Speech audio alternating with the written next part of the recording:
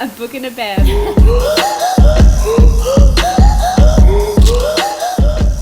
Hello, everyone, and welcome back to A Book and a Bev. We are here this week with Trauma Tuesdays, and we are reading the one, the only It Ends With Us by Colleen Hoover. Literal Trauma Tuesdays. I apologize in advance. Actual fuck. Georgia, what have you done to us? Look, this is my book recommendation. I'm coming in hot with this one. Yeah, look, it's going to be a tearjerker. I apologize in advance, but also I don't, because it's my favorite book. So, fuck you.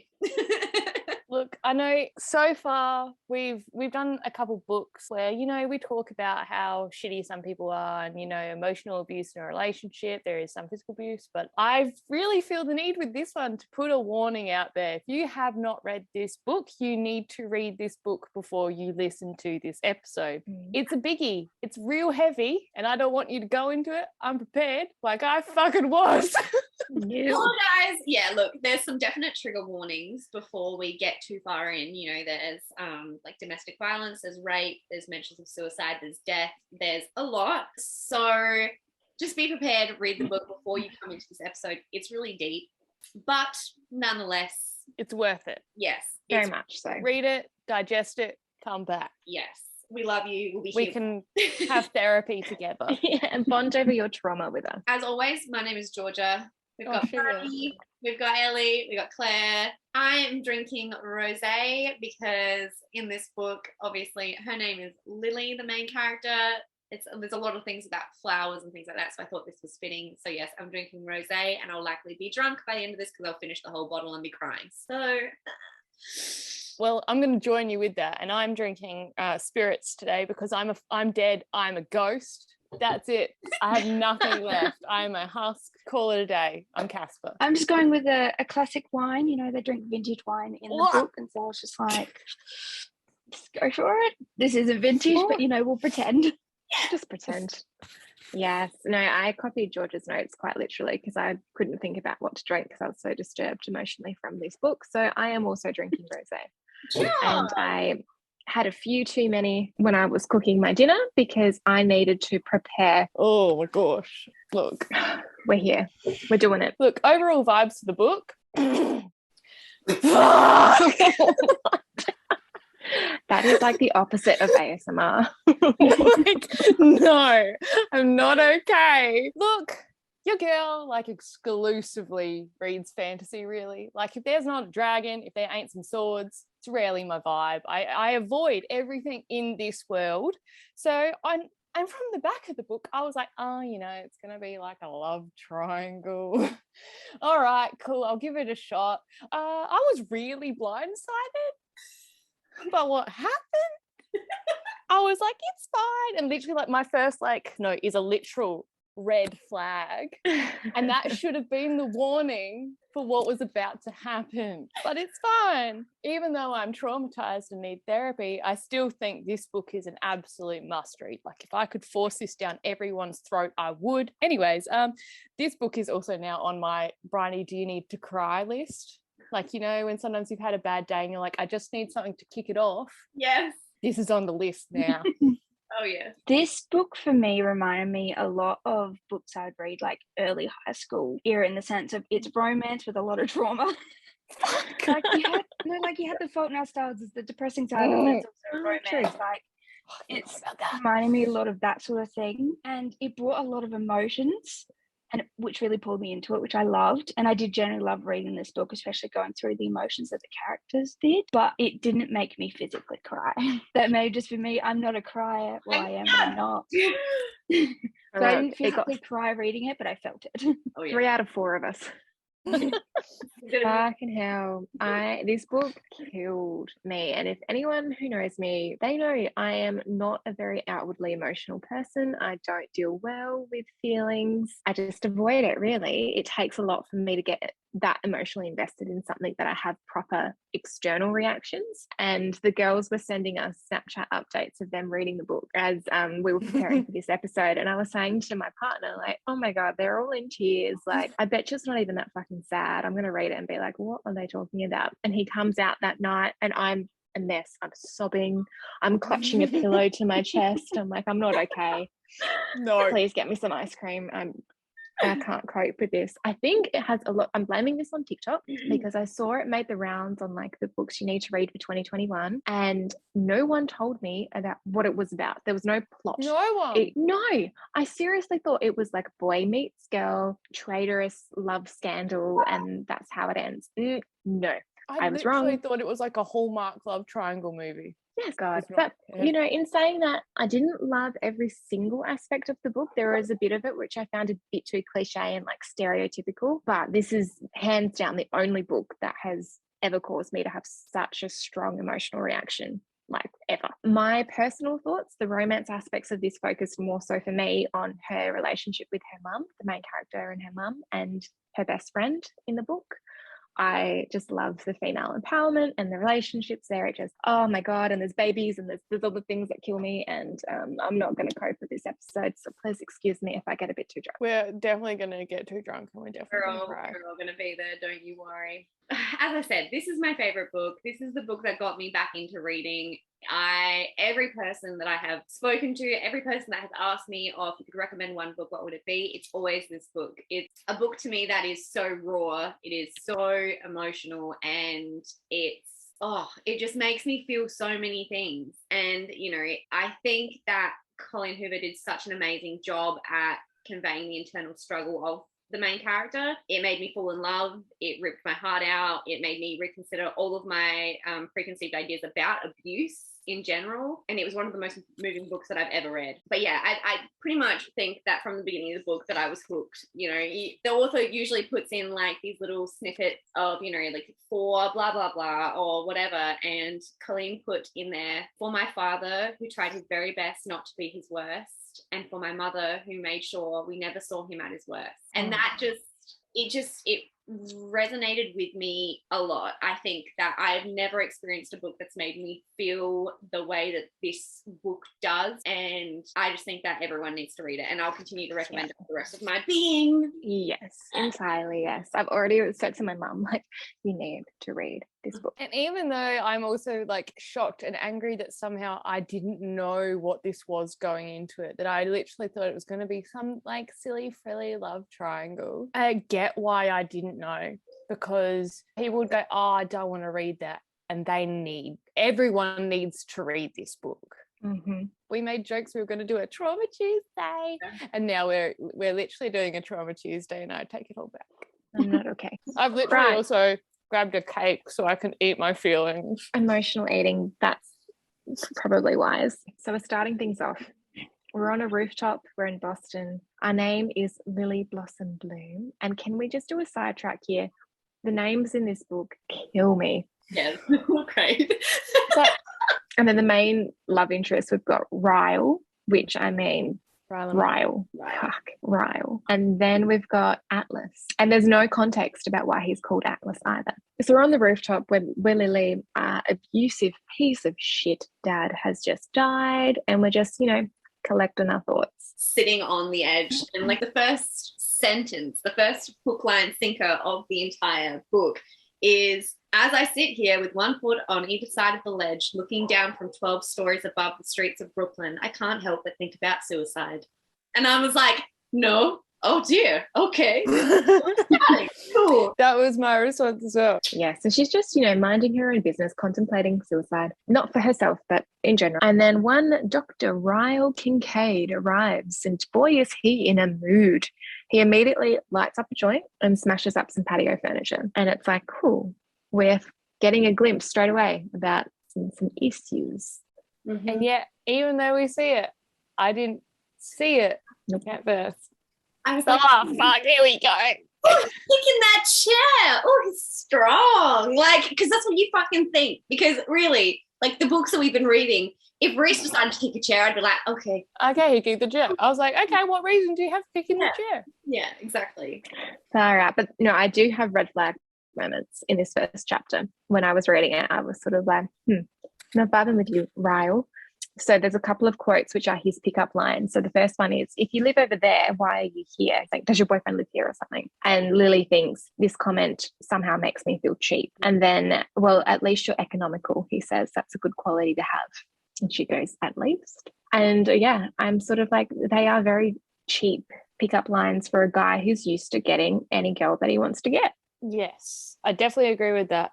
But weirdly enough, like him in that whole first like interchange, that wasn't the red flag to me.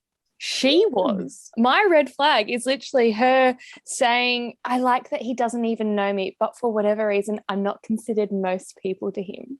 I was like, you pick me, girl. No, I won't have it.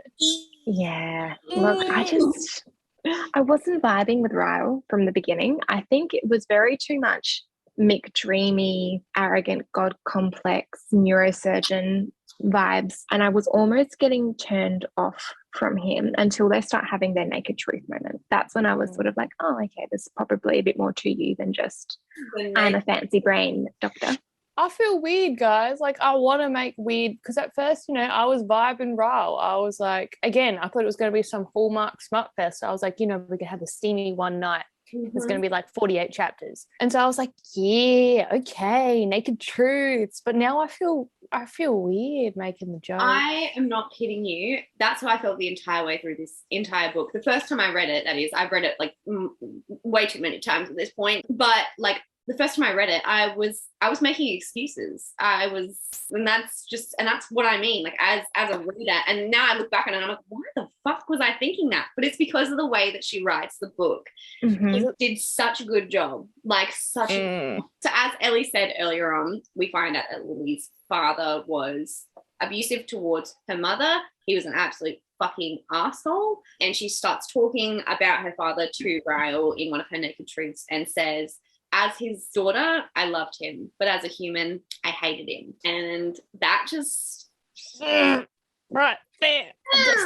So Ryle comes back with, there's no such thing as bad people. We're all just people who sometimes do bad things. And then he goes on to talk about his naked truth, which is that the reason why he was so angry when he initially came up on the roof was because he couldn't save a child's life in hospital. That night, a child came in with a gunshot wound that his sibling had done. His parents left a gun lying around, and this child picked up the gun and accidentally shot his sibling, and they couldn't save him. And that's why he was so mad. And he basically wanted them to know that not only did they just lose a child, they just ruined the entire life of the one who accidentally pulled the trigger, which is just... I was like, oh dear, oh fuck, no wonder he was so fucking mad. And like, I am notoriously anti-gun, so I was like, fuck yeah, my dude, I get it. And now my skin wants to crawl off my body even saying that. Again, Colleen, you're a great author. This is fucked. But so we find out that Lily really did just pretty much scream fuck you to her dad from the grave. She was basically like, she couldn't say one good word about him. Her mother wanted her to get up and say this eulogy for him, and she just stood up there, said absolutely nothing. I love that. Fuck yeah. And then Dr. Kink goes for gold. Lily basically says, like, what's the one thing that you're thinking about right now that you wouldn't say out loud? And he goes, I'm thinking that I want to fuck you. Oh my God, Colleen, it's the first chapter. I'm not prepared for this. I was not prepared for that. I was like, shocked. Oh, okay, that's the tactic. Yeah. Sure. Okay, then. Yep. All right. We're there. And they start like the little bit of flirtatiousness between them two. And then, of course, before anything else can happen, he gets called back to the hospital and he's like, I'm a super important doctor with super important things to do and I must leave. And the only thought I had in that moment was, but aren't you high? Didn't you just... Yeah. I didn't even think of that. A very valid point, Ellie. Fairly sure you shouldn't be going to operate on anyone's brains right now, sir. Very true. I just want to make a quick note because I feel like I had a very strong opinion about certain points in this chapter where I was kind of like, who stands there and watches this guy bash up a chair and goes, yeah, I want to dig deeper into that. I was just like, I'd be out there. I'd be like, okay, you have your moment. I'm gone. Like, I'm going to go. You know what? I'm going to go eat something. Like my you've got a point, Claire, but also my fucked up little brain was like, yes, Yes. Same. What are your issues? Please let me try to fix them. I was like, let's talk about it. I basically hate all men I'm not related to or are friends with / know personally. So if I saw a stranger even just enter the rooftop, I'd be like, you literally jump off that fucking rooftop. You'd be like, no, bye. Bye. Yeah, though. And then I was kind of like, which I'm all for, being open and honest. And I do throughout the story like the whole naked truth thing, but I'm also like, why are you just letting it out to some random person? Look, again, you make a very good point. But also, point, Claire. But you are not wrong. Claire is the rational one. Claire's the rational one. We're all like romance fantasy readers. We're like, no, never. Oh my God. I was all for the trauma and the love story and everything throughout it, but I also took a very fuck, this is weird approach. I went both. I was like, oh God, okay, we're going into this, right? Okay. Maybe this is the sign. If you have a clear approach to this book, you're not going to cry. If you're the other three of us, you're fucked. I'm very sorry. The next part of the book is Lily's going through some of her belongings and she finds a box which holds some old diaries of hers. It's when she's 15. She used to write diaries to Ellen DeGeneres. I wasn't expecting that. No. She hasn't actually sent anything to Ellen. She's just writing them to Ellen because she loves watching the Ellen DeGeneres show. I love the fact that it's through journal entries and that you're talking to Ellen DeGeneres of all people. Yeah. And it was like Colleen's way of giving Lily's backstory because it added an interesting factor to it and it sort of added an adolescent factor to it. Yes. That sort of really brought it back. Yeah. Oh, Claire, again. This is when we first meet one of the other characters in the book, Atlas. So Atlas Corrigan is a teenager who Lily goes to school with at the time. And basically, to summarize, one night Lily sees a candlelight in her neighbor's house. So the house was currently unoccupied. It had no power or anything like that. She ends up seeing, this candlelight in it and it ends up being Mr. Atlas Corrigan. She figures out that he must be homeless or something like that because I think she has a conversation with some friends from school, whatever. And she ends up going to drop him some sodas and some sandwiches and your stomach is so sweet, Lily. Oh, you beautiful, beautiful human being. I was just... She really is. Go her. That's what you want to be as a human. You see someone struggling, you go help them. And that's when I started really, really, really loving Lily. And I was like, okay, she's got me now. Same. So they end up becoming somewhat friends. There's obviously a few little bits and pieces between there and then, but I'm kind of just summarizing this. He basically tells her that his parents didn't want him and that's why he's currently homeless. And then a couple of days later or whatever, a diary entry or so later, she tells Ellen that he ended up coming back to her house one day after school when her parents weren't home to have a shower. She let him have a shower. There's nothing sexual or anything like that happening. Bear in mind, it's just all pure friendship. And she's just trying to be nice to this boy who has nothing. And he's 18 when this currently is going on and she's 15. So that's also why, and that just is the beginning of their friendship. He's someone in need and she's just giving because that's obviously who she is. And I fucking love her. I'm already finished this glass of wine. Fuck. Damn it. Was anyone else getting major Pretty Little Liars season 2 Caleb and Hannah vibes? Has anyone seen that? Yes. Hey, oh my fucking God, yes. That's the only thing I could think about, that shower scene between the two of them. Yeah. Damn it. And that's how I picture Atlas now. Look, I'm emotionally traumatized. I don't know how I'm going to cope when the movie comes out because there is definitely a movie coming out. There's a movie? And the movie is being done by Justin Baldoni, who incidentally, the podcast I listened to about masculinity is Justin Baldoni. FYI, just shameless plug for him. His Man Enough podcast, if you just want to, feel better and safe about men, it's doing good work. I follow everything now. I'm obsessed. Ever since I found out that he was the one. When Colleen Hoover came out and said that It Ends With Us was going to be made into a movie, I was so no, it has to be perfect. Everyone fuck off. And then as soon as I found out that he was doing it, I was like, it's in safe hands. I can sleep well at night. Goodbye. So is he in it, or is he directing? He's directing. He's beautiful. Because I can see him as Atlas as well. Like I get Atlas vibes from him. I've said that. I've seen a lot. Oh yeah. All right. So next up we meet Lily's mum. We also meet Alyssa. Is it Alyssa? Alyssa? Yeah, I'm gonna go with Alyssa. I said it the same way. Yeah, who I fucking love. She's rich as hell. Her husband is ridiculously rich, I should say, and he's currently at a football game or something that's at a bar down the street in a onesie. Yeah, like cool. Free beer. Yeah, exactly. Free beer if you dress up in a onesie. That's the whole situation. But basically, Alyssa or Elisa, whoever, was walking past and she saw like a help wanted sign or something like that in the window of this floral shop, which Lily has just bought. Which also, doesn't she use the money that she got from her dad's estate? Yeah. Fuck you, Dad! Fuck you, Dad! So, yeah, basically, Elisa walks in. I think it's Elisa. That's right. Because it's Issa in the end. That's her, like, nickname. Oh, it is. So, yeah. Elisa.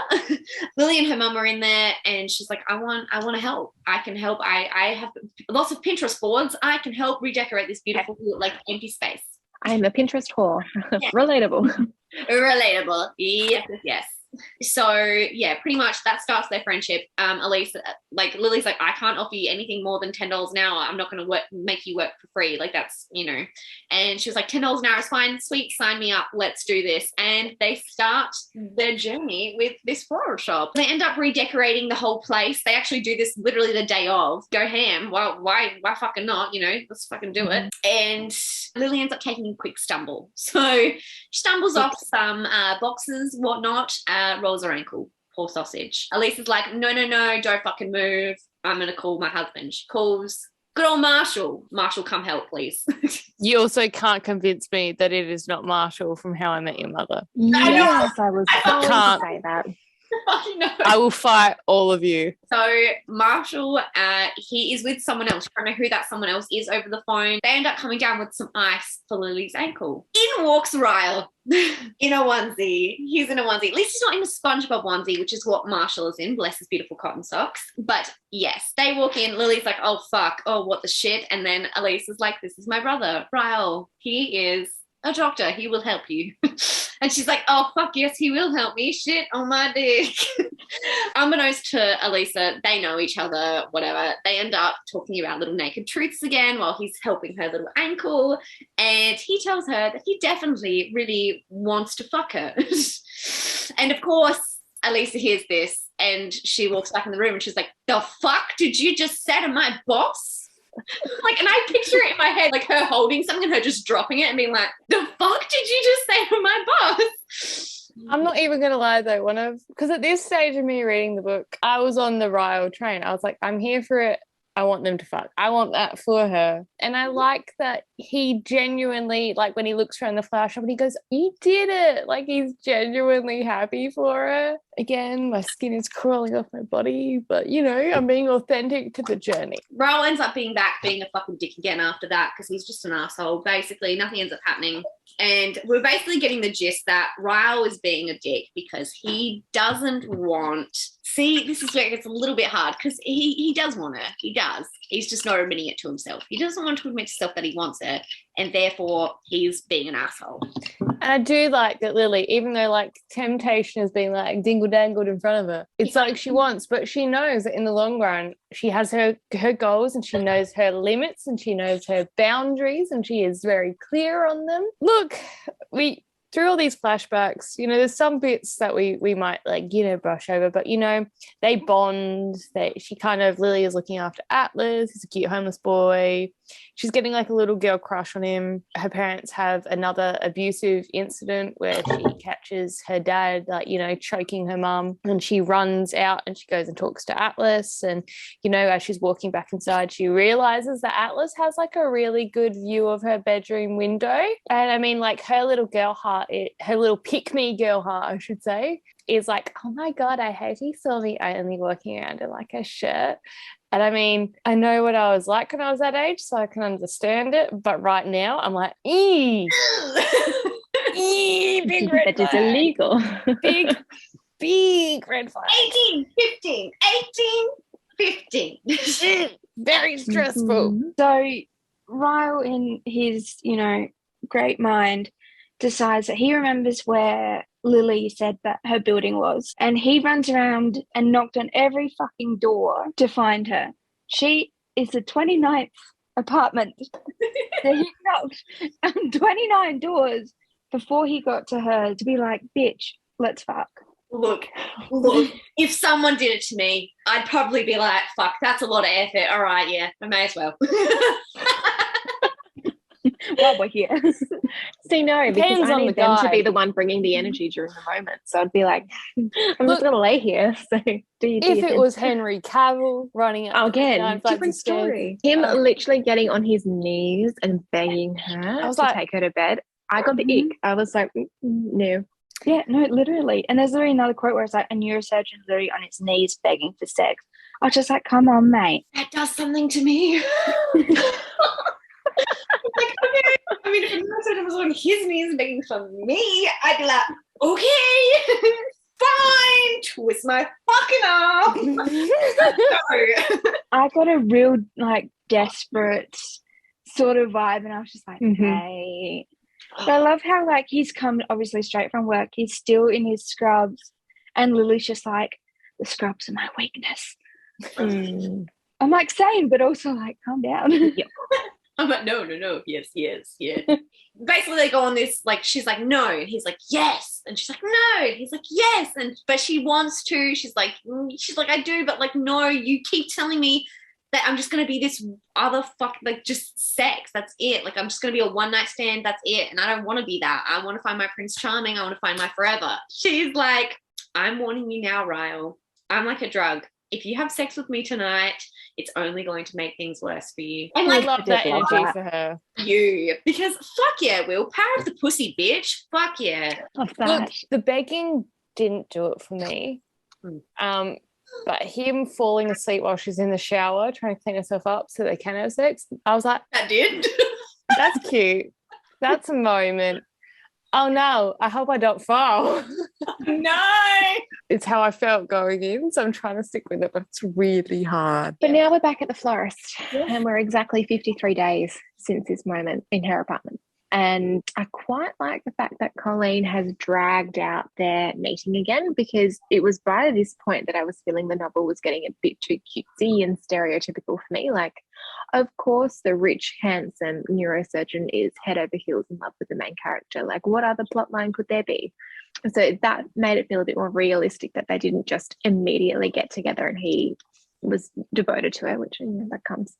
But anyway, he rocks up on her very first day of trading at the florist, and he ends up purchasing her very first bouquet of flowers from her shop. And his sister Elisa is teasing him, saying is it for a girl, rada. And he's like, yeah, it is. And he writes out a little card to the woman, and on the card it says, make it stop. And oh my god, literal butterflies in that moment. When the shoe dropped and Lily realized that it was for her.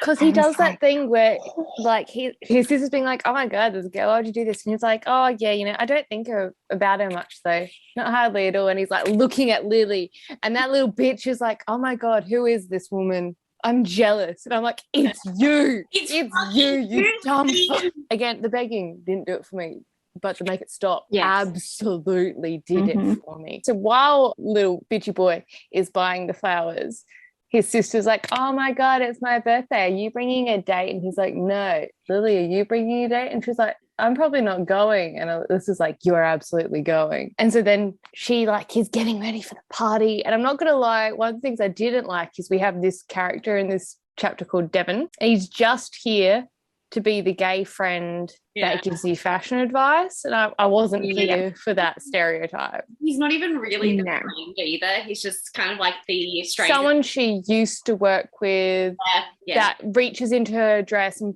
pushes up her boobs. And I'm like, not here for that stereotype. So Lily and Devon rock up to the apartment, which, by the way, Elisa and her fucking husband Marshall own the entire fucking top floor. Like, are you kidding me? The wealth in this book is astounding. Fucking rub it in, why don't you? Shit. Okay, you get it. We're fucking poor, whatever. Lily sees this piece of artwork and she's really fucking confused by it. She's like, what the fuck is this? And it's like this weird picture thing. Anyway, while she's admiring this, good old Dr. Kincaid comes up behind her and he gets all pissy because she's here with Devon. And he ends up getting so shitty that he drinks his wine glass and he just throws it right in the bin and it just smashes in the bin and no one even notices.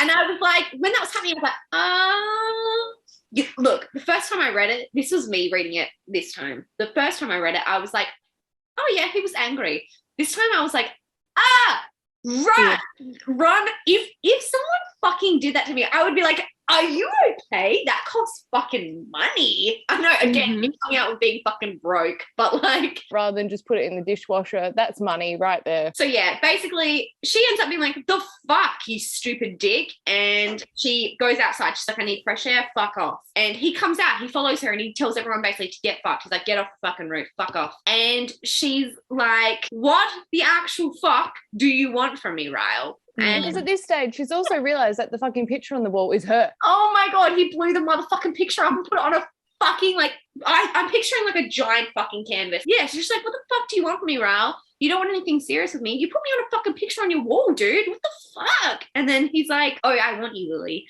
Make no mistake about that. I just don't want to want you.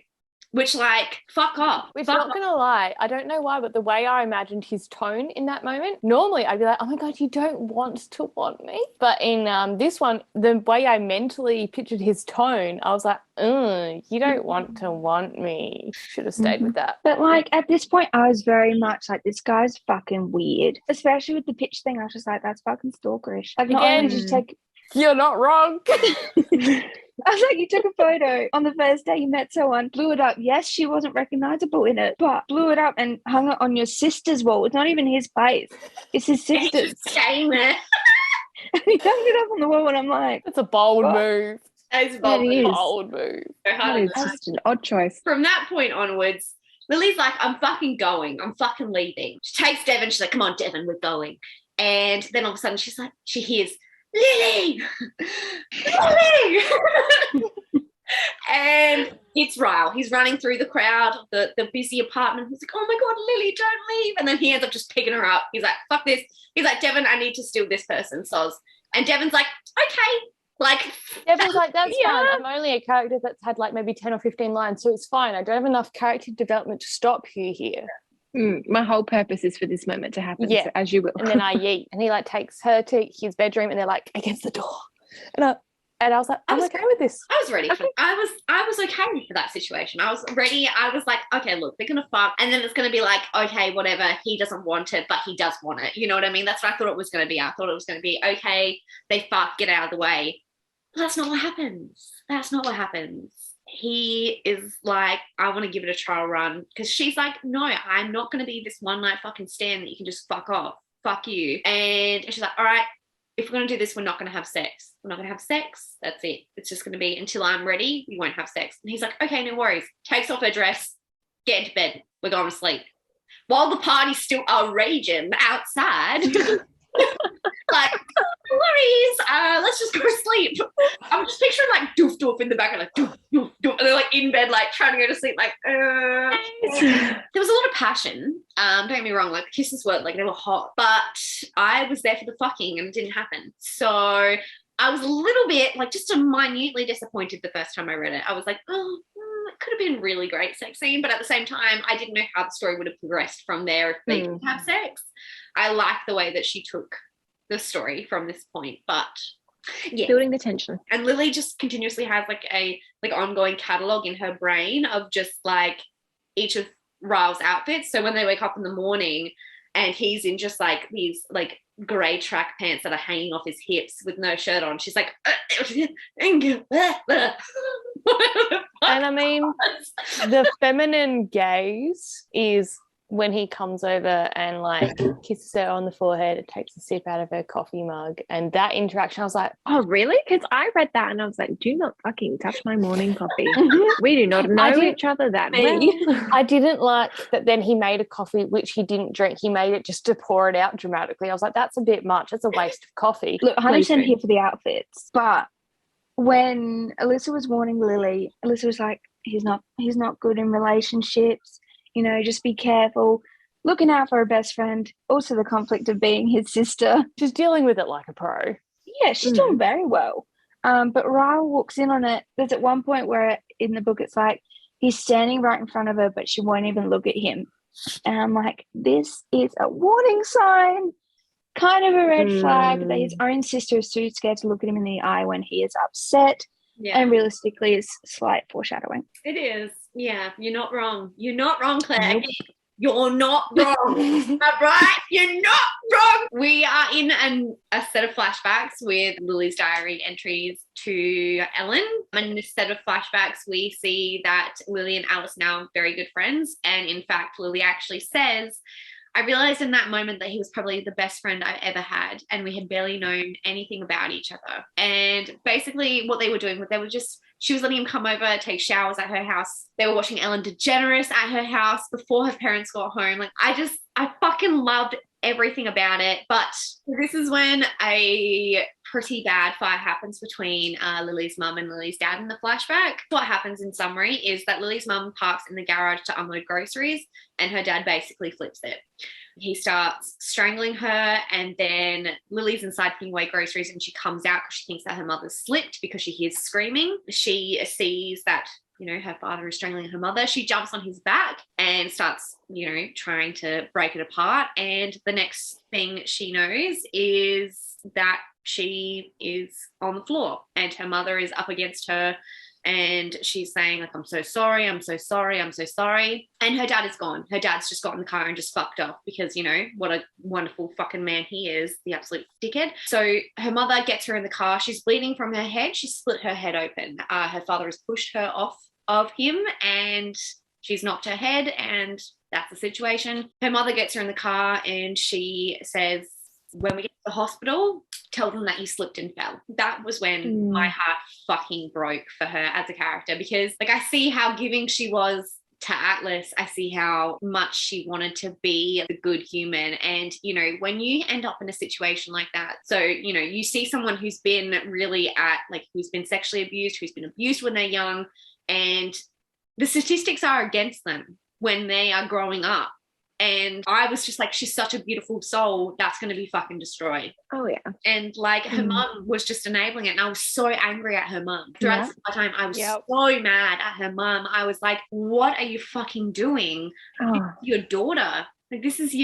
This is your daughter. Like, how can you? Surely. Because you were obviously mad at the father. That's a no-brainer. But I was mad at her. And also looking back, once you know. Yeah, you feel horrible because you don't, but at the time I didn't think. I was just like, this is your fucking child.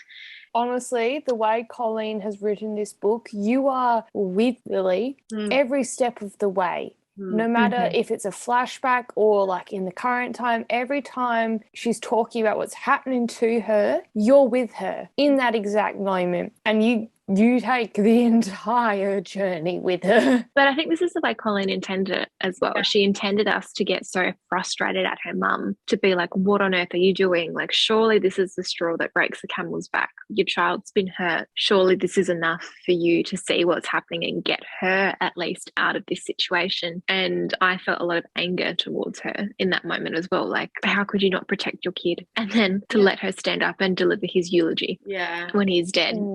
All of that. But obviously there's more nuance to it, as we later discover in the book, and it's not as simple as that. But so she goes and she gets stitches in her head. So she gets stitches in her head. The next day she obviously sits with Atlas on the bus and she tries to hide her head, but she noticed that his hands are fucking freezing when she touches them, and she realizes that it's been snowing. He is in a house that has no power. He's freezing cold. She's just had this traumatic thing happen to her. Her instinct is to grab his hands and warm his hands up in her hands. So she's like, fuck whatever's going on in my life. This man, he's homeless. He's got nothing. I need to help him. which again, Lily, you've got my fucking heart. Yes. So she manages to hide the stitches on her head for the entire day pretty much until they get in the bus on the way home from school. When I tell you it was a who touched you trope. Oh, fuck yeah, it was. Mm-hmm. And I was absolutely there for it. Every one of my neurons was like sizzling. But she's like, oh, you know, I just fell. And he like pulls up his sleeve and he has all these like cigarette burns on him, all these scars. And he says, yeah, I used to fall a lot too. Oh. I'm literally going to fucking cry. At this stage, I am dead. I'm coming to you now as a ghost.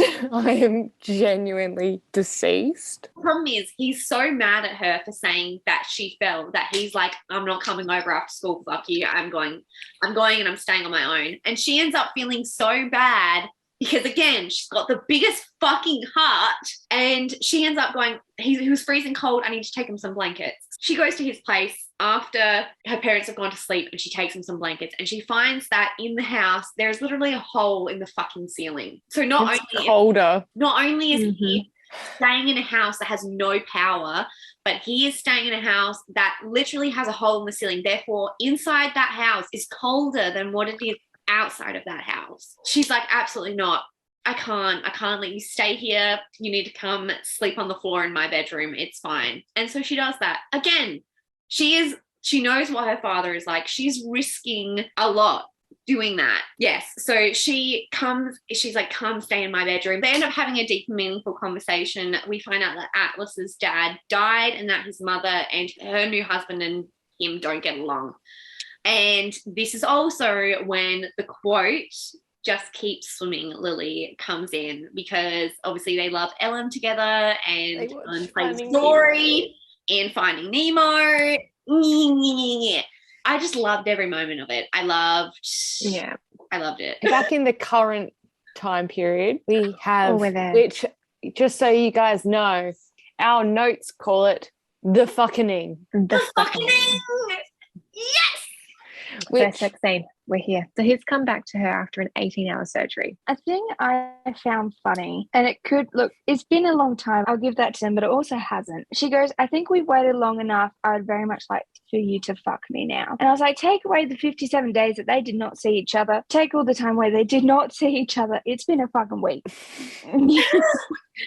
You haven't waited that long. Again. No, Claire.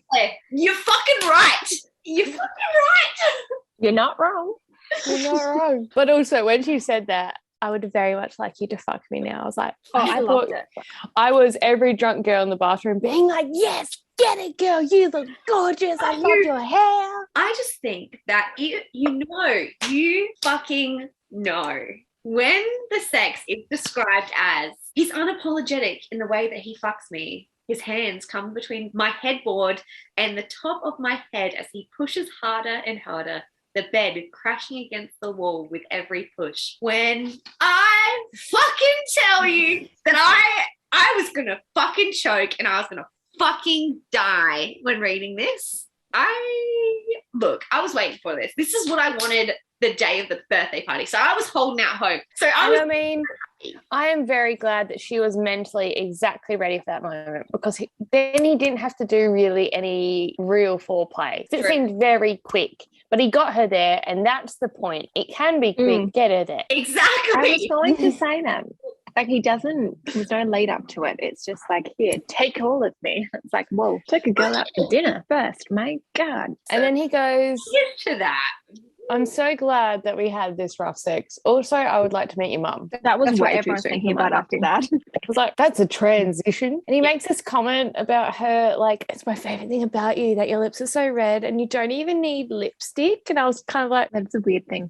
We find out, because obviously, as I said, Elisa and Lily are really, really good friends. We find out from Elisa that she actually can't get pregnant, which is extremely unfortunate. We end up arriving at a restaurant. Lily's meeting with her mum for dinner. She brings Ryle along. Come on, old pal, let's go. Comes up and Ryle goes to the bathroom and this waiter comes up and he goes, what do you want for drink? Her mum is like, oh, water, whatever. And Lily looks up and she's like, oh, wait a fucking second. I think I know who you are. She's like, you look really fucking familiar. And the waiter's looking at her being like, you look fucking familiar. Ra comes back and she was thinking in her head, her internal monologue is, I was going to say that he looked like Atlas Corrigan. And in that moment, I was like, oh, fuck, here it comes. Here it fucking comes. I'm ready. Lily gets up. She's like, I need to go to the bathroom. She gets up. She goes to the bathroom. Well, she's walking there. And then she stops in the hallway. And they have, like, she's like dramatically against the wall being like, oh my God, what is happening? We're here. Lily. And they do the dramatic, like, look at each other. And then they do the dramatic, like, run together and the hug. And oh my God, it's you. And I was dead. I'm already dead. I got revived. I'm dead again. I'm not okay. Look, and at this moment, we still don't really know how things ended between them, right? So we don't actually know what happened. We know that her father kind of caught them doing probably the deed and something happened. But we don't know any specific details. And so she's like, oh, I have just opened up a floral shop, like a florist. And he's like, I'll come see you. And she's like, okay, no worries. That's the end of that situation. They hug, goodbye, cool. He's like, okay, I'll let you go, bye. She goes back out. Her and Raoul play happy families until they leave. So they're leaving, they kiss, whatever.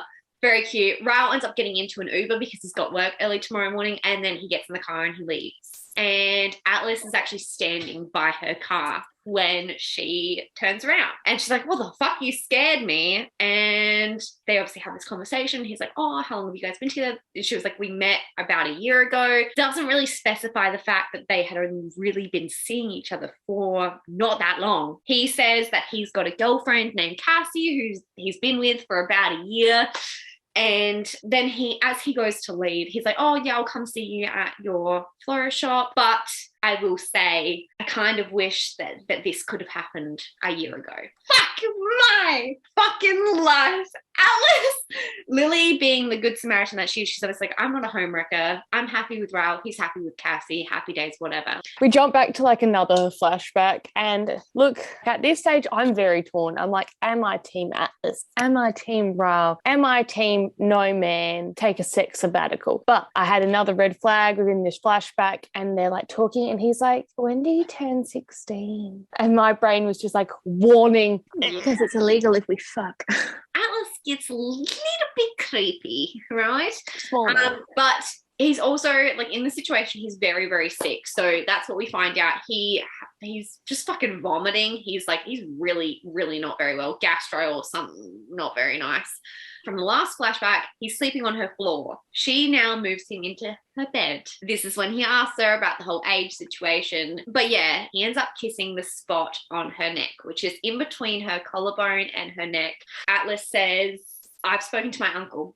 My uncle said that he would take me in. My uncle lives in Boston. Everything's better in Boston. I want to move to Boston, but I don't want to leave without you. It kind of sucks. He's not specifically saying that yet, but he's implying the same. And he ends up giving her this present, which is the heart. So it's the heart that doesn't connect in the center. It's like a wooden carving that he's done out of a tree. And we don't know when he's leaving, but we know he's leaving. Her mother and father end up having another argument about how her mother was apparently flirting with another man at some event that they were at. And Atlas is actually in her room at this time. And Lily is like, I'm going out there, fuck it. She comes out and she sees Lily's dad on top of her mum trying to rape her. And all her mother says is, please be quiet when you rape me, dear. I don't know. Imagine walking in on that. Oh, fucking hell. And I mean, like, again, we're all on the journey with Lily, and when she grabs a knife. Yeah. I was there with her picking up that knife. She's like, I don't know what I'm going to do with this, but I'm going to do something. Atlas ends up coming in and he's like, absolutely not. Grabs her, drags her back into the bedroom, and her mother makes eye contact with her as she's getting pulled away from this situation. Her dad doesn't notice until the door closes. So she's back in the bedroom now. She's with Atlas. Atlas has taken her in and he's like, stop, we'll call the police, whatever. And then the door opens and her mum comes in and turns around and locks the door behind her. And her mother doesn't even basically acknowledge the fact that Atlas is there, except for the fact that when Lily is like, he's going to call the police, she is like, no, please don't call the police. Let him sleep it off. And like Lily says to her mum, like, he was trying to rape you. In that moment, the mum tries to downplay it and says, look, you're too young to understand it. And Lily's like, shit the hell I never do. After that, we go back to real time.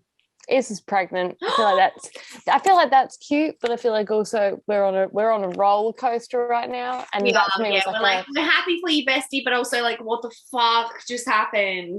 Like the roller coaster's going, and I don't have time to stop and look at the sights. Exactly. We have some kiki sexy time with Mr. Dr. Kincaid. Oh my god! So am I right in saying that he shows up to the flower shop in his scrubs?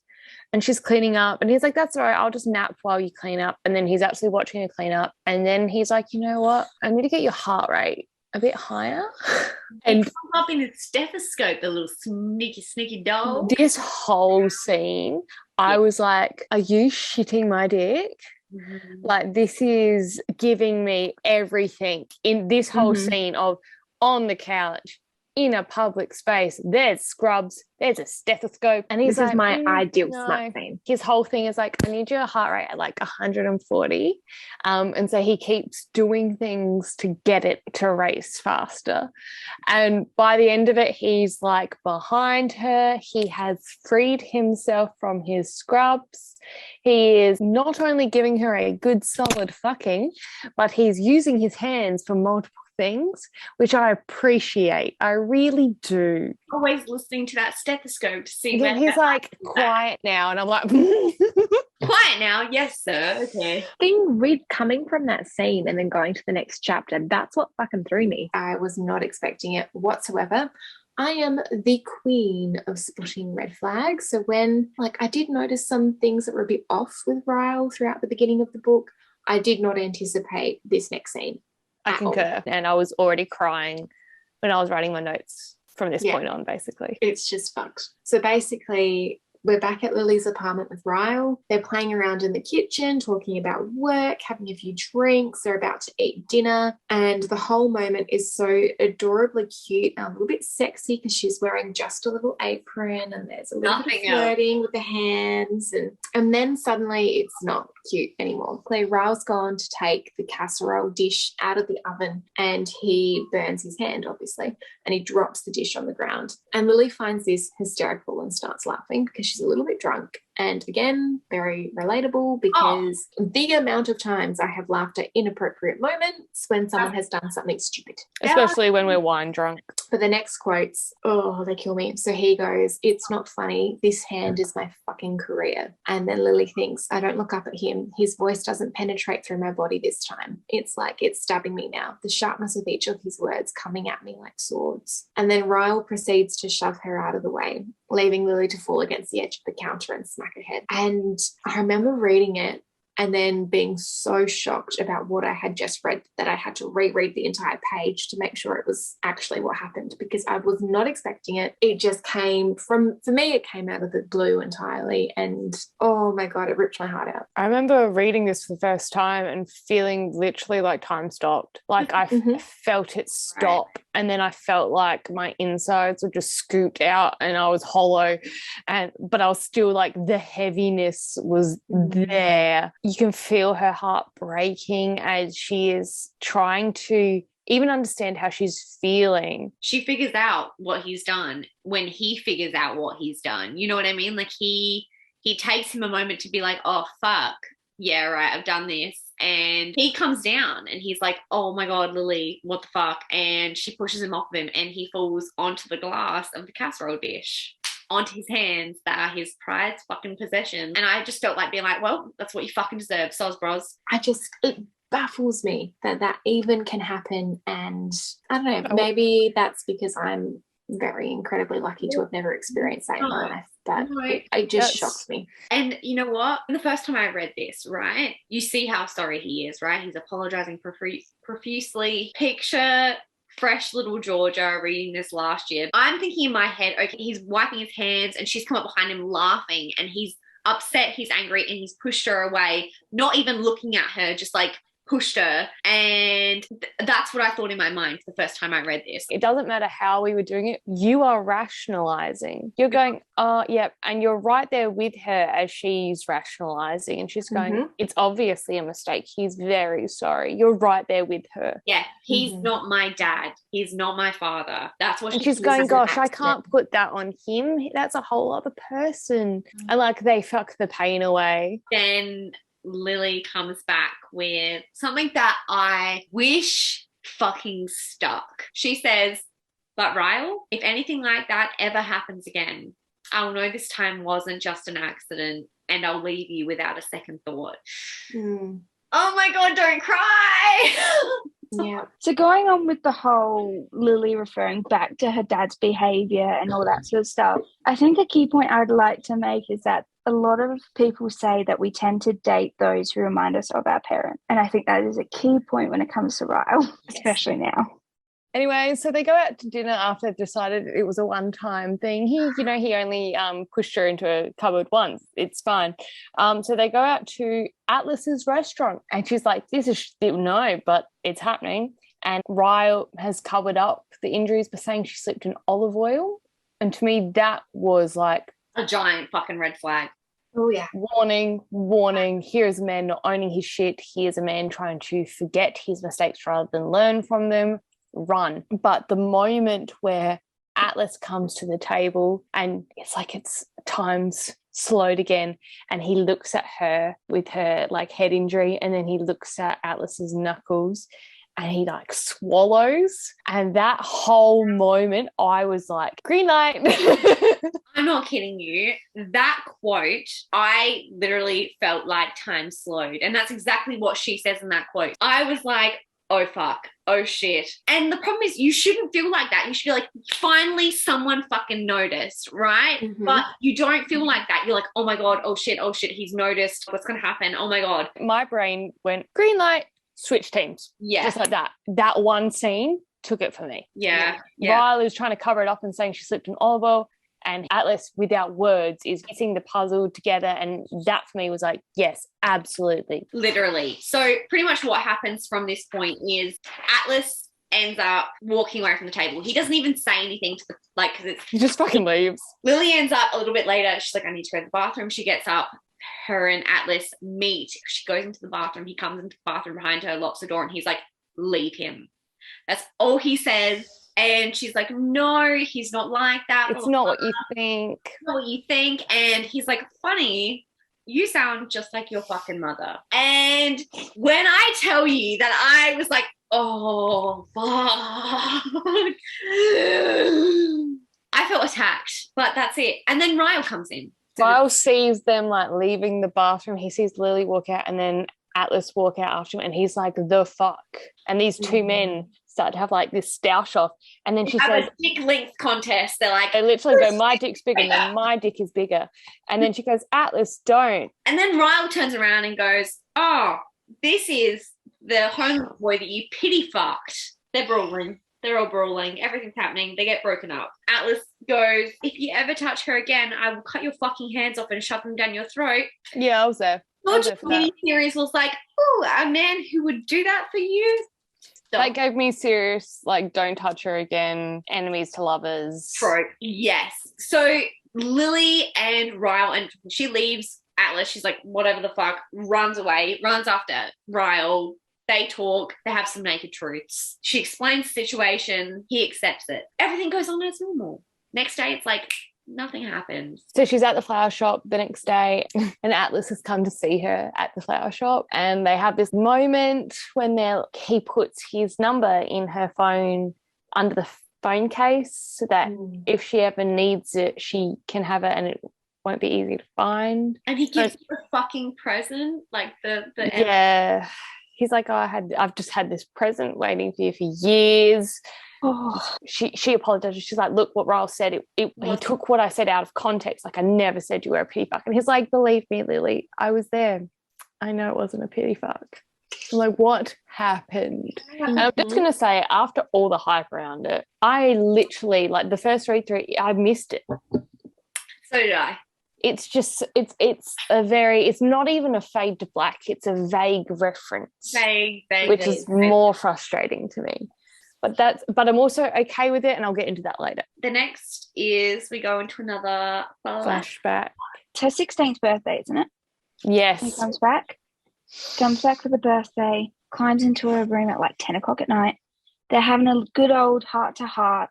And my favourite part that really stuck to me, and this actually did get me a little bit, not enough to cry, but it got me. Atlas telling Lily he really went to the house, like the abandoned house, the first night to kill himself. But then when he saw her in the window, she was like an angel to him, and he did not go through with it. And I was like, oh, that got me. That really got me. He talks about how he's too old for the system to look after him. Yeah. There's no government support. The only thing you can really see is if he goes into the military, he'll be looked after. They have this moment, of course, intertwine. They have sex. Basically, again, it's a very obscure reference. There's not a lot of describing words. Again, she's 16 when she's writing this to Ellen, and she's like, you know what happens next, you know, it's adult things, whatever. There's a lot of heavy breathing, there's a lot of whatever. It's happening. And Atlas says to Lily in this moment, he goes, after they've done everything, when my life is good enough for you to be a part of it, I'll come find you. But I don't want you to wait around for me because that might never happen. And, I was screaming because he was so broken. And then he goes, I love you, Lily. Everything you are, I love you. I swear to fucking God, I fucking died. Then we have that. When I started out this letter, I said my 16th birthday was one of the best days of my life, because up until that second, it was. Mm-hmm. It was the next few minutes that weren't. And fucking dad. She forgot to lock her door. She wasn't expecting him to come back for her. And her dad heard her talking to someone and came in and saw them in bed together, and then beats the shit out of Atlas with a baseball bat. With a baseball bat as well. And calls the police. They come, and he makes this whole story about this homeless boy that took advantage of his little girl. In this moment, I'm not feeling shame for her. I'm like, no, fell in love. Heavy. Fucking. I'm going to try and keep rolling, because otherwise this whole podcast episode is going to be the most depressing thing anyone's listened to. She's going to be asked in like dead silence in trauma. This next bit, she's meeting Raul's parents, and when she's like, oh God, Raul, what if she asks me about Jesus? I fucking loved this bit. I swear to God, it made me laugh so much, because after everything that we had just been through, I was like, I needed something to get me out, because I was fucking crying. And Raul's family is religious, and there's this whole thing. While Lily's having this fucking fit, Raul's mum is in the room, and Raul's like, mother, meet Lily, my blasphemous whore. I loved that scene. Was just great. It was beautiful. So but I mean, the scene quickly turns from like, you know, it's all really chummy and cute and wholesome and blah, blah, blah, blah. And then she's talking to Alyssa, we're talking about marriage, and she's like, oh yeah, I would marry him in a heartbeat, like though. And then she's like, oh, he's standing in the door behind me. And then he's like, yeah, fuck yeah, I'd marry you. And I'm like, hold on, this is the motherfucker that has come so far in like no time at all from wanting a one night stand only to being in a relationship to now he's like, fuck yeah, let's go to Vegas and get married without any thought. We've known each other for 6 months. Yeah. Any other story, I would have been like, fuck yes. But this man and his emotional like roller coaster cannot be trusted. Nope. And then we go from that, you know, they're newlyweds. 6 weeks later, they're having a another argument. She's in the shower, and she comes out and sees Raul with her phone. And Raul basically says that he dropped her phone and the case popped off, and you'll never guess what he found.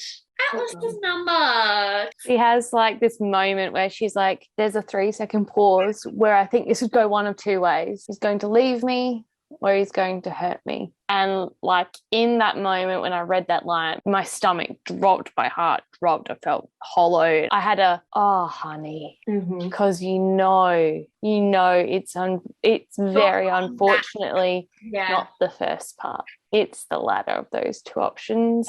If you're having that thought process, like fuck. And like normally Georgia has a mini series where it's things that turn Georgia on. In this miniseries, it's My Cause of Death. Mm-hmm. And for this one, it's the quotes where she says, I have no idea if I'm supposed to hate him or be terrified of him or feel bad for him. I run back to my bedroom and fall onto my bed, the same bed I share with my husband, the same bed he makes love to me on, the same bed he lays me on when it's time for him to clean up his messes. Pretty much what happens is they end up having this argument. He leaves. She chases him down the stairs. She tries to grab him. He pushes her. Well, she knows that he pushes her, but he is trying to convince her that she fell. So she wakes up in her bed. That is where the quote comes in. And basically all he says was, you fell. He says, about 5 minutes ago, right after I found out what a fucking liar I married. And he storms off. Yeah. And then comes back. Like he's just fucking pushed his wife down the stairs and he leaves. And he's a neurosurgeon, so he knows the potential issues he's caused right here. We find out that there's this angsty reason. He has all this anger and she fucking hides him and she goes down to the flower shop the next day and Alyssa's there with Ryle and she sees her. She goes, what the fuck did you do? But she tells her that she tells Lily that she needs to hear him out and hear about his little trauma secret. Ryle ends up explaining to her what happened to him as a child. Essentially, it's the same story that he initially told her from the first night that they met, which is he was playing with his older brother and they came across their parents' gun and they were playing with it and it was loaded and it accidentally went off and he shot and killed his brother. And there's a moment where he says he was trying to put him back, his brain back into his head and he couldn't fix him.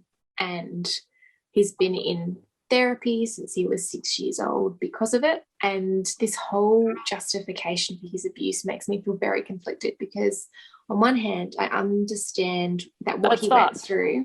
Oh my God, how traumatic. You can't describe how traumatic put your sibling's brain back in their body. There's no words for that. So he's basically saying that because of this thing that happened to him, whenever he gets to a sense of heightened emotion and is feeling too many things at once, he just blacks out and he loses control over his actions and he feels too much and he doesn't know what he's doing anymore. And I kind of feel like, but why is that isolated to one person? I mean, Claire made a really good point earlier on that Alyssa has some traits that sort of seem that she's a bit afraid of him. So maybe he has lashed out to her before.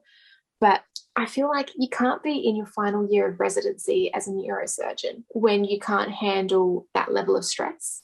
Yeah. And that level of emotion. Like, surely there was going to be a time before where you've snapped and it's not just going to be against a partner. Or maybe that's why he only has one night stands.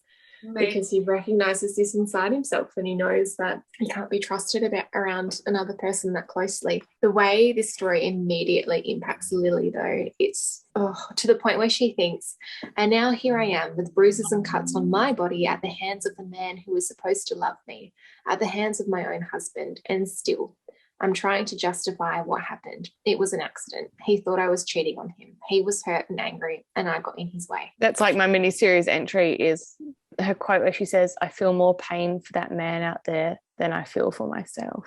Yep. And hasn't Colleen done an amazing job at humanising this abuse?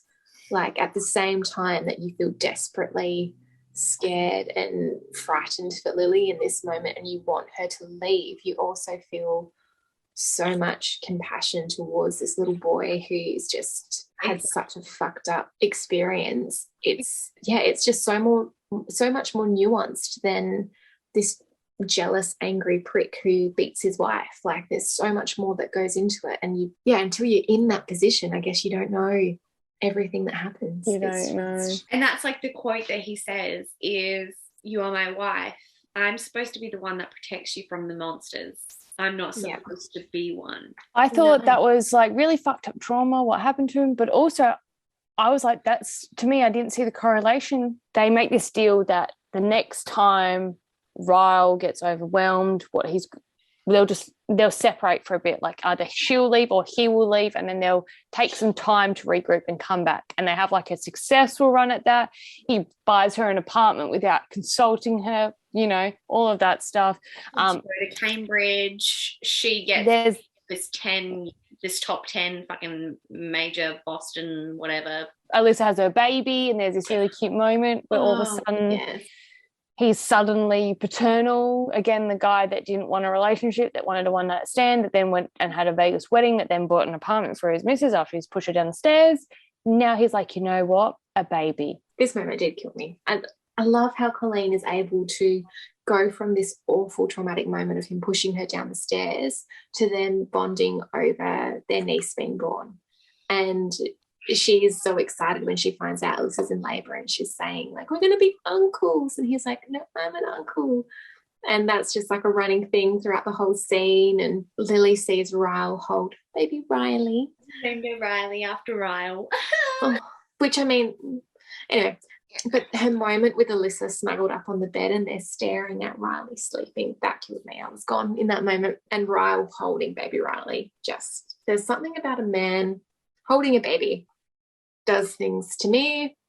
Look, at this age, I am like internally screaming and going, stop trying to save men. Just let them go. Let them destroy themselves from the trauma and the lack of therapy they get, and just let them go. Let them run this course. Stop trying to save them. So when he's holding the baby, I don't give a shit.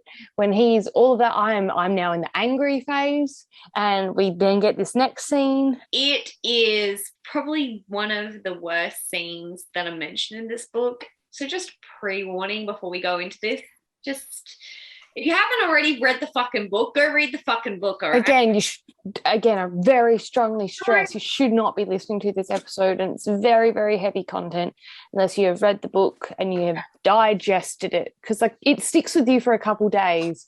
You go through a whole wave of thinking about it. You need to process that. Lily comes home from holding baby Riley, beautiful little precious baby. Ryle says to her as she's leaving, we should make one of these. Wake me up when you get home, which I was all here for. I was like, oh, cute, they got married, they're all happy, yay. He has proven himself to be able to remove himself from an argument and come back and be good and I was like, okay, maybe we've got progression here. Maybe we've got progression. Okay, good job. He's going to therapy. We know he's going to therapy at some point, even though we don't actually see it any time in the book, but like we know he's apparently going to therapy. Yeah, he said he's going to therapy. And Lily gets home and he has a empty glass next to him that was obviously full of some kind of bourbon or some kind of straight alcohol, and he is flicking around something in his fingers. And she realizes that it's the magnet that she got when she was younger from Atlas, which says better in Boston. He's like, where did you get this magnet from? And she's like, I don't know. You know, it was a gift. It was a while ago. I don't really remember, whatever. She plays it off. They end up getting a little bit hot and heavy. There's fingers, there's whatever, there's tongues, there's lots of things happening. She's like on the kitchen bench with like a shirt off, and she's like, oh, sometimes we get a bit wild, so you know, it's probably good. I think I'm just overreacting. That's what she keeps saying, like, oh, I might just be overreacting, or he's just overreacting, it's fine. And he goes, naked truth, he whispers, looking at my mouth like he was about to devour me. I nod. He slips 2 fingers aside of me and his other hand goes to my hair. Where did you get that magnet from, Lily?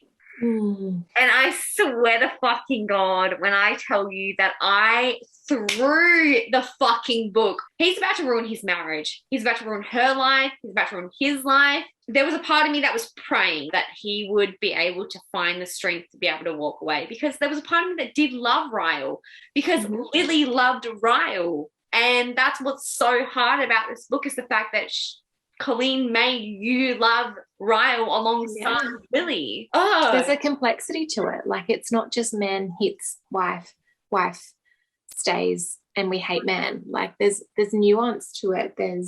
He's seeking the help. He's got this traumatic excuse. She's in love with him. Good, fun guy when he's not bad. But that's the whole point, though. Like, when you talk about abusive relationships, it's not just black and white. There's a reason women stay in these relationships, and it's because it's it's not as simple as he hits me, I leave. He's a bad guy, I leave. There's more to a person than that. As soon as she walked into the apartment and he was drinking and she thought his behaviour was odd, I had an alarm bell going off. So did I. And that's what's scary. Like, you shouldn't have that. You shouldn't have that. But it's good to know, like, listen to your fucking instincts, and you know when something's wrong. But, like, she tries to run away from him. He keeps pulling off her clothes. He bites her. She runs away from him. She's like, what the fuck, Ryle? Like, fuck you. Runs into the bedroom. Yeah. The fact that he's gone through all of her shit and has found all of the journals that describe what has gone on between her and Atlas. And she knows that he is going to be fucking pissed. He comes up behind her, grabs her, and she says, he's too strong for me. He's angry. He's hurt. He's not Ryle. When I read he's not Ryle, I didn't get the thing that it's her father. I got the experience of someone that is so under the influence that they are not the person you know them as. Yeah. It's a different person at the wheel. There's the bit where he says, I just think I haven't proved to you how much I love you. And she's sobbing and he tries to rape his wife. She literally bites his tongue and headbutts him. Well, he headbutts her and she blacks out. She wakes up and all she hears, she's so blacked out. She's got blood on her face. All she hears is him saying, I'm sorry, I'm sorry, I'm sorry, I'm sorry. And then she blacks out again. Everything up until now has been little deaths for me. Like, you slowly die along with her as bits of her heart dies. For me, it's page 269 that really takes it off. Well, it starts on page 268, but it's just like the last sentence. It's like, I hate myself because the day Atlas placed his phone number there, I opened it and I looked at it. I hate myself because deep down inside, I knew there was a chance that I might one day need it. So I memorized it. And she calls Atlas and then she doesn't even say anything. She starts crying and he recognizes it. And she goes, I hate myself because he knows the tears are mine. He's like, where are you? And she's like, I'll text you. And she texts him the address and then says, text me when you get here. Please don't knock. So Atlas comes and gets her and he's like, he's still in the apartment. She's like, no, get me out of here. So he gets her out. So they're in the car and basically she asks to go anywhere but Mass General Hospital because she doesn't want to run into any of Ryle's colleagues, and the concern for his career still breaks through all that hatred that she has for him. And in that moment she says, when I realize this, I hate myself just as much as I hate him. For me, it just lays it on because then she's at the hospital and the nurse for a minute thinks Atlas is the one that has done this to her, and she's like, do you want a rape kit? And she's like, no, well, it wasn't him, and no, I don't want it. He tried to force it on me, but he didn't. And Atlas is just standing there like, with his head against the fucking wall. He's literally rolled against the wall. He's like, no, I don't want to hear this. And then they go, oh, look, we don't really like doing a CT scan in these circumstances. And she's like, why not a CT scan? And they're like, oh, not on pregnant women. My only note here was, oh my fucking God. That moment, I felt the whole world stop. 100%. Yeah. So they end up leaving the hospital and Atlas drives her back to his place. And she says, I stare out the window, too exhausted to cry, too in shock to speak. I feel submerged. Just keep swimming. I just love when they get, and this is sort of like a little sidestep from all the like depressing stuff. Like, I love when they get to Atlas's house, she's looking around and I was along with her proud because Atlas has come such a long way. He has this beautiful, lovely home that's probably a bit more on the expensive side. And then one quote for it was, Atlas kept swimming and look at him now. He swam all the way to the fucking Caribbean. I love that so I love much. it. That was honestly my favourite quote. And then, like, while she's recuperating at Atlas's house, she writes a new letter to Ellen just to rip our hearts out and stomp on them. Oh my and look, fucking God. Look, I don't think we're going to go through the whole letter because we're all going to cry then. And look, you're already dealing with a lot of us right now. But the thing that killed me from this letter was I'm a statistic now. And the I'm in love with a man who physically hurts me. Of all people, I have no idea how I let myself get to this point. Jesus. Towards the end, I think she's finally processing it all. And in it, she's reflecting on the whole vows of marriage. And she goes, from this day forward, for better, for worse, for richer, for poorer, in sickness and health, until death do us part. Maybe those vows weren't meant to be taken as literally as some spouses take them. For better, for worse, fuck that shit. And I was like, yes, absolutely. We're turning the corner. If I can get you to read any part of it, it is literally that page. Again, you, like I said before, you go on the whole journey with her. While she's at Atlas's, she decides she needs to go into work, sort some shit out. So she goes into work and she is terrified to even walk into her business. You know, she struggled to open the door, basically was like looking for every shadow. And it's through the abuse is haunting her everywhere she goes. And then she goes into her office and she finally turns on her phone. She didn't want to deal with it. And she has 29 missed calls from Lyle. She's doing her stuff. She's waiting. She has 30 minutes before the person comes back for their break so she can go home. And then Ra walks into the door. She's terrified. She's like, what's going to happen? She like looks at the stapler on the desk thinking, can I use this? And then he says to her, I'm leaving for England tonight. I'll be gone for 3 months. And in my head, I was like, you fucking coward. But good riddance. And she gets this like confidence in her. And she's like, you chose not to ask for my help. And now we'll both have to suffer the consequences of your actions for the rest of our lives. And I was like, yes, stand up, love. Absolutely. All he had to fucking do was ask her the fucking question. Like, and actually, journal about. Listen, all he had to do was go, hey, I read your journals. I know that's an invasion of your privacy, but I saw this and it jogged a memory from when we first spoke. Can I hear about your life before you knew me? Him asking, where'd you get the magnet, is not him actually asking, where did you get the magnet? No, it's the start of the fight. It's not a genuine question that he wants to know the answer to. Even though Ryle's gone to England, she's not going back to the apartment yet, so she's still staying with Atlas. And that is when one night she's there and someone starts knocking at the door and she meets some of Atlas's friends. Which I fucking love, can I say? Like, I fucking love his friends. I love, they're like, oh, what are you doing here? And she's like, oh, yeah, so my husband pushed me down the stairs and now I'm pregnant with his baby. Yeah. And they're just like, oh, okay. Well, okay, yep. And they take it in their stride. She's like playing poker with them by the time he gets home. They're all making jokes with her about what has happened. Another one walks in and one of the guys is like, oh yeah, this is Lily and this is what her husband did and life is shit. Like, you know, they're just right there with her already and I'm obsessed. But then like Atlas comes home and he's like, do I need to send them away? She's like, no, it's fine. And one of the boys makes a joke and he's ready to pop off. And she's like, oh no, it's fine. Like, we've bonded. And he's like, you've only known them for like 10 minutes. They're like, oh, so how do you know Lily, Atlas? And he's like, oh, yeah, she saved my life. Yeah. When you compare this, he is just being like, yeah, he was my shittest moment and she saved me versus, oh, she slipped in olive oil. The ownership of your shit. Big. George is okay. Yeah, George is dead. George has died. And then she's like, oh, like, has Cassie ever come to one of these nights? And they're like, who the fuck's Cassie? I love that moment where the guy's like, hey bro, who's Cassie? And how come we've never heard of her? Like, two of the guys are looking at her like, oh my God, what is happening? Then Atlas is looking at her. She's looking at Atlas. Dun, dun, dun! There is no Cassie. Surprise, here we are. He was just like, you seemed happy. I wanted to seem happy. Well, just on a side note, I'm obsessed with how Lily and Atlas are always having these like dramatic surges towards each other. But it's always both of them moving towards each other. Like, there's that pause and then they run and they collide. And it's all the hands versus when it's Ryle, like when he picks her up at the birthday party, he storms towards her. He's always entering her apartment. He's walking into the shop. He's always coming at her, to her. It's never her going to him.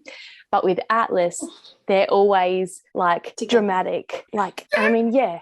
And it didn't really click until I was doing my notes and I was like, oh my God, it's always the dramatic like collision. And he has like, Atlas does these tender touches, which I'm obsessed with. Like, it's always like, you know, he does the forehead kiss, the side of the head kiss, lean into the hug. Like, he'll put his hand on hers and we'll be like rubbing like his thumb on her hand. It's all tender touching. He's never trying to fuck her or seduce her. George is absolutely devastated. I'm gonna fucking cry. So she decides she needs to go and figure out her life. And so Atlas takes her back to the apartment and he goes, look, if you ever need me, call me, but only in an emergency because I cannot be casual with you. So again, they have the dramatic bit, like he leaves, but then he knocks on the door and she opens it and he's immediately hugging her. And he's like, in the future, if by some miracle you ever find yourself in the position to fall in love again, fall in love with me. I'm done. I'm throwing in the towel.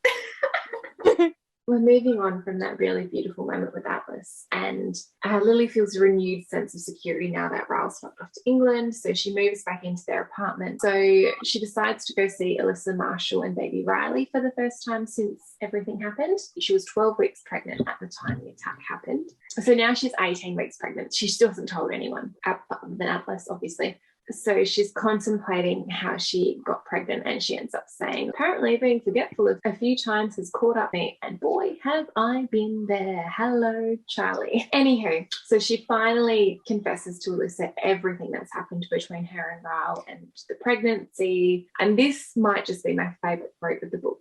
As his sister, I wish more than anything that you would find a way to forgive him. But as your best friend, I have to tell you that if you take him back, I will never speak to you again. And they end up sobbing in each other's arms, and that is the first time I started crying in the book, because the strength it would have taken for Alyssa to be like, no, you need to leave him. She's by far my favourite character in this book.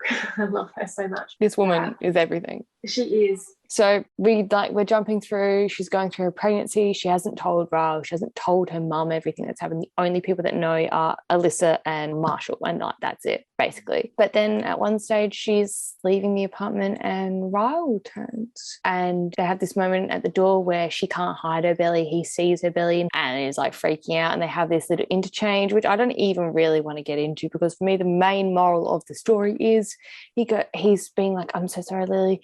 You have no idea what I've been through these last couple of months. Sorry. This man, and Lily goes off. Okay. She's done. I fucking love this bitch. She's like, you have no idea? You have no idea what it's like to go through what you've put me through. To fear for your life at the hands of the man that you love. To get physically sick just thinking about what he's done to you. You have no idea, Ryle. None. Fuck you. Fuck you for doing this to me. And I love that he's like on the bed, he's trying to avoid looking at her. So she kneels down in front of him. So he has to look at her. And he's like in his face. And then, he tries to kiss her, and they're on the bed, trying to reconnect. She allows a couple kisses. And then, he just tries to take what he can get. But then they have this moment where she says, my body becomes unresponsive to his. Our eyes locked together speak more naked truth than our mouths ever have. My eyes are telling him that I can no longer stand being touched by him. His eyes are telling mine that he already knows. Okay, so this bit, so she goes on this fucking rant. She is literally like, yes, I kept the magnet Atlas gave me when we were kids. Yes, I kept the journals. No, I didn't tell you about the tattoo. Yes, I probably should have. And yes, I still love him. I'll always love him and until I die, because he was a huge part of my life. And yes, I'm sure that hurts you, but none of that gave you the right to do what you did to me. Even if you would have walked into my bedroom and caught us in bed together, you still would have not had the right to lay a hand on me, you goddamn son of a fucking bitch. Fuck you! Basically, after that, she goes and she tells her mum. And my only notes for this next bit are, don't lose sight of your limit. Oh no! Fuck you! This scene this was my undoing. So she finally tells her mum that she's pregnant and about all of the abuse, and I could just fully picture my adult self in this moment, just breaking down in the arms of my mum and her knowing exactly what to say. Oh my God, I cried, because sometimes a girl just needs a mum.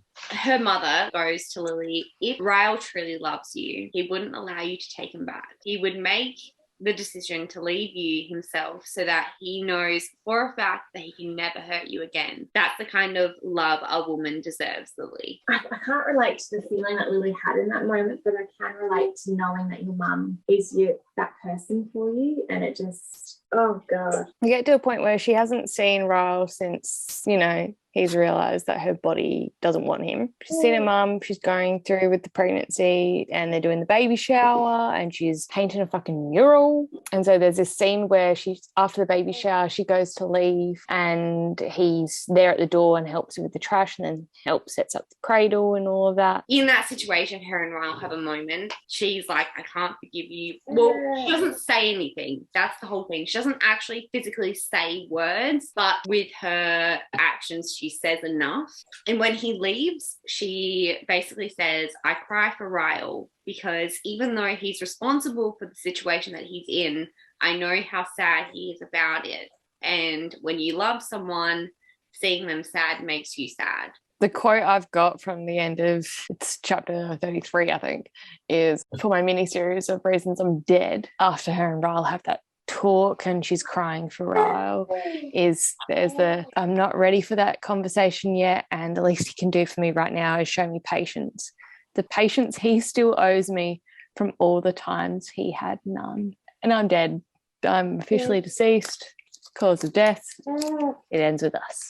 We're back with Lily, and she is in labour. And the way Colleen describes the labour and birth of Lily and Ryle's baby is just so fucking accurate. Someone who's been there, done it, it just, from the way Lily would be functioning normally up until she has a contraction to the description of her feeling empty after she's given birth. It all hits home. It's all realistic. It's not glamorized. Then I think that makes it hit so much harder when, even after going through all of the trauma of childbirth, she's looking at her little baby being held by the person who helped create them and she loves more than anything in the world. And she can have the strength in that moment to know what she needs to do for the safety of her daughter, which is to ask for a divorce. When she's literally like 5 minutes of witnessing him at his worst, couldn't make up for him even 5 years at his best. So then she has all the clarity in the world to make the decision. She knows what she needs to do to protect her little girl, as my little girl is sitting on my lap contributing to this episode. She starts asking Ryle, he's going, no, you're not thinking clearly. This isn't what you want. And she starts saying to him, what would he do if his little girl came to him and said, Daddy, my boyfriend hit me. Daddy, my husband pushed me down the stairs. Daddy, my husband tried to rape me. And when I tell you I was sobbing. Yep. He literally replies with being like, I would beg her to leave him. I would tell her that she is worth so much more, and I would beg her not to go back. No matter how much he loves her, she's worth so much more. And they're both crying and they're both holding us. There's the we break the pattern before it breaks us. It fucking ends with us. Oh my fucking, that just literally pages like 358 and 359. I'm sobbing the entire time. Yeah. But to move onto a slightly happier ending to the book, we've got the epilogue. She's pushing baby Emerson in the pram, taking her to Ryle because it's his time to have the baby. They seem to be doing an amicable co-parenting relationship, which I'm really happy for. And, you know, she just happens to bump into someone on the street and she hears this person say, Lily. And the quote is, I felt that voice all the way to my toes. There are only 2 voices that have ever done that to me, and Ryle's doesn't reach that far anymore. And they see each other and it's fine. And at first she's like, oh, I'm going to meet with Ryle. And he's like, ee. And she's like, oh no, it's his day. And you can see like the relief on his face. And so she drops Emerson off. It's fine, it's all good. And then she's like, oh, I just forgot something. And she's running back to Atlas. He stops walking, but he doesn't turn around. He cocks his head like he doesn't want to fully trust his ears. And then they do the turn. They do the dramatic run together, but then they stop like one step apart. And she's like, the middle name's Dory. She explains that Emerson, who is named after Ryle's older brother, her middle name is Dory. And she's like, her middle name is Dory. And he's like, That's very fitting. And then there's like an awkward pause and she's like, all right, I'm going to go. And then he's like, no, hug. Giant hug. And he whispers in Lily's ear, Lily, I feel like my life is good enough for you now. So whenever you're ready. She's like, you know what? I'm going to do my due diligence this time. I'm going to ask you some questions. Figure out if we're on the same page. He's like, yes, I donate to charities. Yes, I want to stay in Boston. I don't want to go anywhere else. It's tick. Yes. Green lights. And she's like, okay, I'm ready. And he's like, you can stop swimming now, Lily. We have finally reached the shore. I'm not okay. What I wasn't prepared for was the fucking note from the author at the end of the book. One of the notes that Colleen Hoover actually wrote in big acknowledgements was, I fashioned Lily around my mother in many ways. They are both caring, they're intelligent, they're strong women who simply fell in love with a man who didn't deserve to fall in love at all. She just deconstructs people's preconceived notions of abuse. It's not always the stereotypical wife beater. It's 1 in 6 Australian women are in domestic violence situations, and every single one of those women, their situations are entirely different. No. And you're meant to go on that journey because I honestly feel like it is meant to, even the best ally will have unconscious bias. Yeah. Will have things that are ingrained in them so heavily, and we all need to be disarmed.